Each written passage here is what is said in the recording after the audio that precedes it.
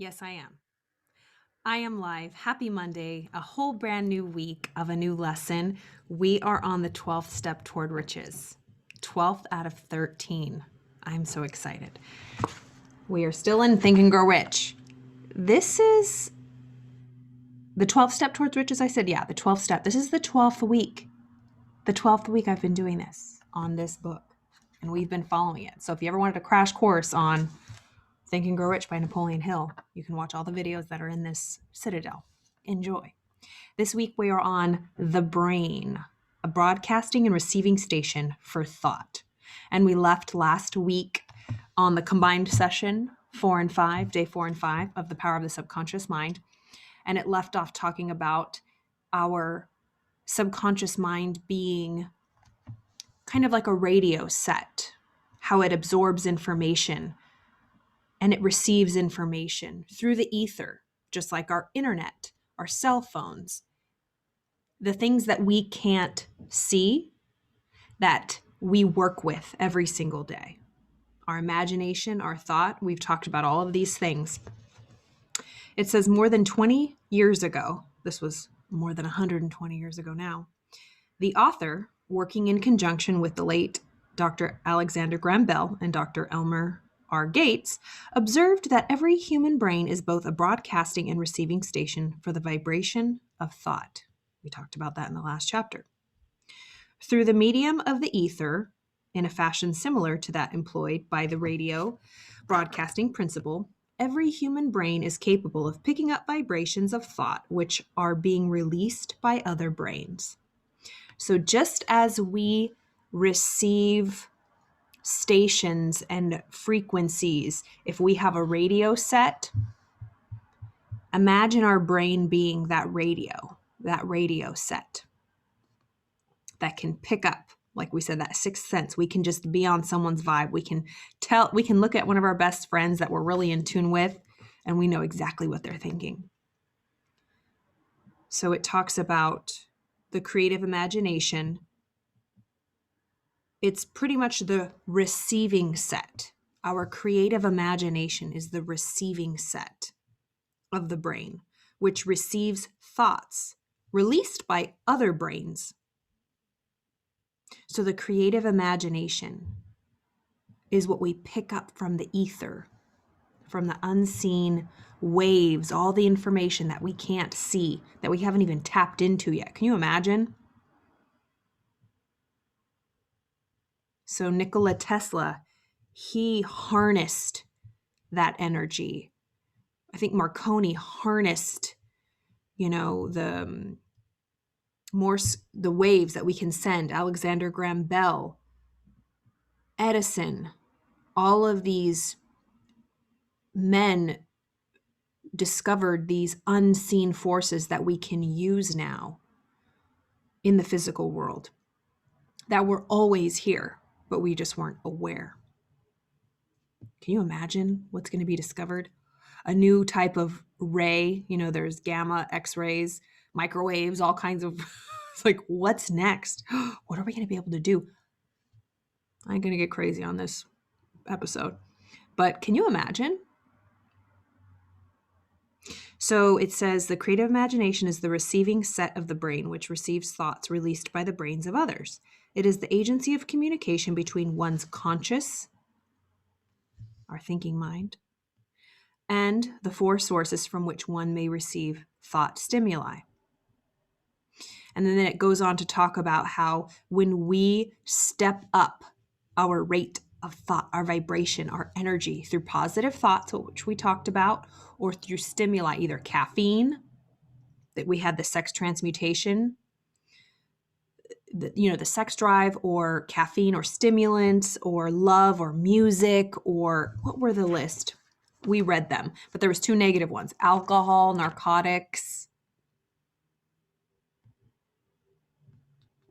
stuff like that. It says the subconscious mind is the sending station. So if our creative imagination is the receiving set, it's the radio, our subconscious mind is the sending station. It's what sends the message out to other minds. So the subconscious mind is the sending station of the brain through which vibrations of thought are broadcast. The creative imagination is the receiving set through which the vibrations of thought are picked up from the ether. So with our thinking mind, with all of our senses, see, hear, smell, taste, touch, like I said, we are receiving all the time to this radio set. And then we thus take in what we receive, and then it's put into our subconscious mind through repetition over and over and over and over. If we hear a song, for example, over and over and over and over and over, we don't have to memorize it. We don't have to sit there and rehearse it. It just gets buried into our subconscious mind. So there comes a day, which every single person watching this can have this experience. You hear a song that you've known, that you have heard your whole life, an oldie, and you know every single word. And you're like, how do I know every single word? It's just because it's went into the filter, to the receiving station. And without any effort, just simply through receiving it through your five senses. So we take everything from childhood, from just today, and we make what we want through our creative imagination. It could be negative or positive. For example, we can use our creative imagination for if you were trying to get a hold of a loved one and they don't pick up their phone. You can either use your creative imagination to whip up this scenario that they must be busy. Oh, maybe they're watching a show they really love, or maybe they're sleeping. Or you can use the creative imagination for a negative thought. Oh my gosh, they got in a car accident. Oh my gosh, they're mad at me. They don't want to pick up the phone. So that's an example of how we can use our creative imagination for both good, negative, or positive. Oh, Jim is here. It is past your bedtime, Jim Williams. Yes, he says, riding motorcycles puts me in a high vibration. I know it does, for sure. Running puts me in a high vibration. Exercise, good positive habits can put us in a positive, doing something we love, painting, anything you're passionate about can put you in a high vibration. I love that. So yeah, basically our creative imagination is the receiving radio, whether you like it or not. So be careful what you're putting in this radio. And then the subconscious mind is the sending station where you send to the ether, to other people, to the world, to everybody, what's really going on in here. That's why when you see some people who they try to put on airs that they're happy, or they might even dress nice, they walk into a room and you're like, something's off with that person, right? They're not living up to, or even you can experience this with family. My mom always knows if I can come looking all sharp and happy and she's like, what's wrong? She can tell because I'm giving off that sending station. She can read that vibe, that energy. It's that unseen, untangible energy. Basically, it goes on to talk about how the higher our vibration is when we get into that stimulated state of thought, of creative imagination, that's when we're flying. And that is when we can better receive things.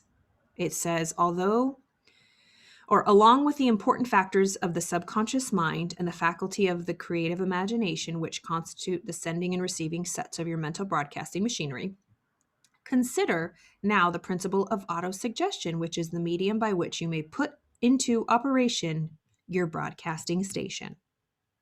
That was autosuggestion, suggestions from yourself to yourself that you can keep sending to your receiving station. So therefore you can broadcast that to the world. I am confident. I am beautiful. I am amazing. I am worthy. So what will I exhibit and broadcast to the world? I am amazing. I am beautiful. I am worthy. Through the instructions described in the chapter on, we did this. Okay. Yeah.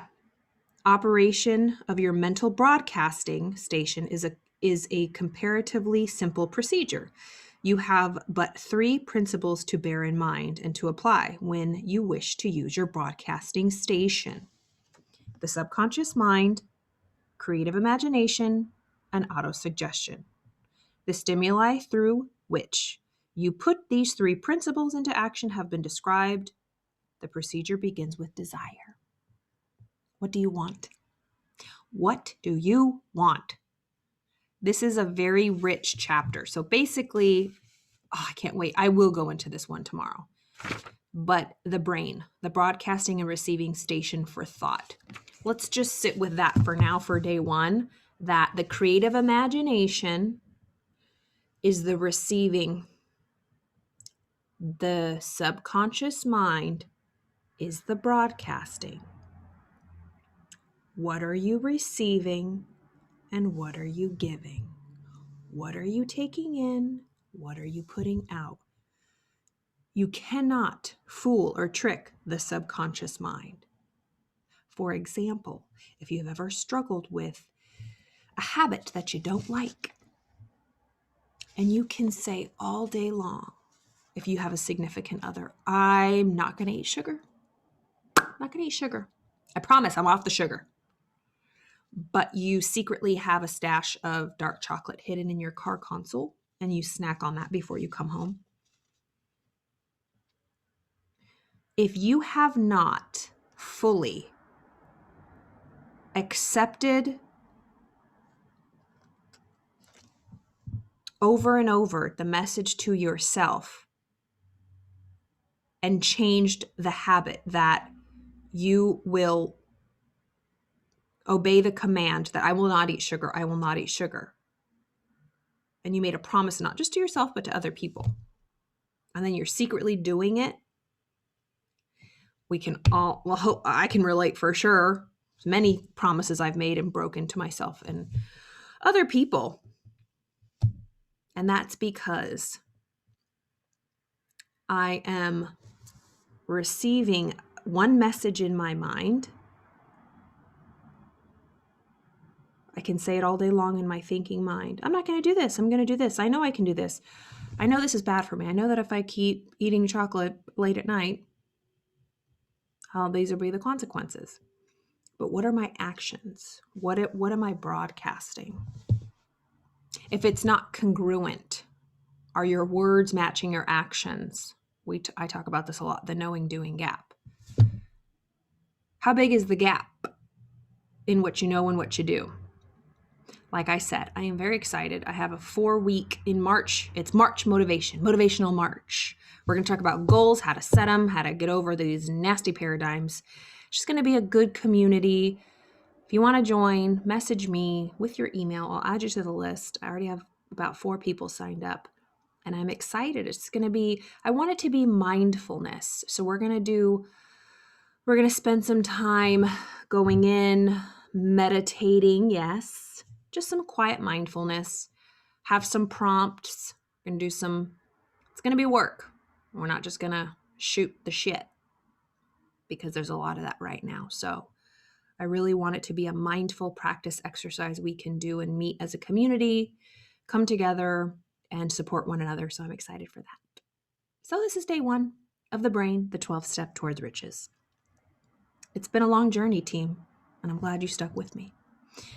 Like always, if you know anybody that would like the Citadel, please invite them. Send them the link. I would love to have them join the community.